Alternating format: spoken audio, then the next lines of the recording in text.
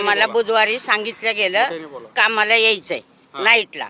आम्ही सगळ्या महिला हरकत नाही येऊ शकतो म्हणलं. बरं आम्ही काम कराय पण सर तयार आहे, पण आम्हाला कामासाठी सेफ्टी हवी आणि ती पण गव्हर्नमेंटची. हां, हीच आमचं म्हणणं आहे. आम्ही काम तसं करू शकत नाही. आत्ता तर सगळी महिला आलोय आणि खात्रीने आलोय का आम्हाला कोणीच असं घर राहिलेलं नाही. लहान बाळं टाकून आल्यात, कुणाचे मिस्टर पिणार खाणार आहेत. खूप घरच्या अडचणी टाकून सामोरे आम्ही कामासाठी हजर झालोय. फक्त आम्हाला सेफ्टी हवी, नाही तर मग आमच्या हैदोट्यातही असाव्यात, हीच आमचे म्हणणे आहे. बरं, याची तुम्हाला काही पूर्वकल्पना दिली होती की याआधी काय सांगितलं होतं का तुम्हाला नाही, नाईट अचानक शिफ्टला? आम्हाला बुधवारी दुपारी सांगितलं गेलं 3 वाजता की आम्हाला 30 तारखेला सांगितलं गेलं की गुरुवारपासून नाईटला कामाला यायचं आहे तुम्ही. आम्ही सगळ्या महिला हरकत नाही येतो, 5-5 महिलांचा ग्रुप करणार, 2 पुरुष देणार.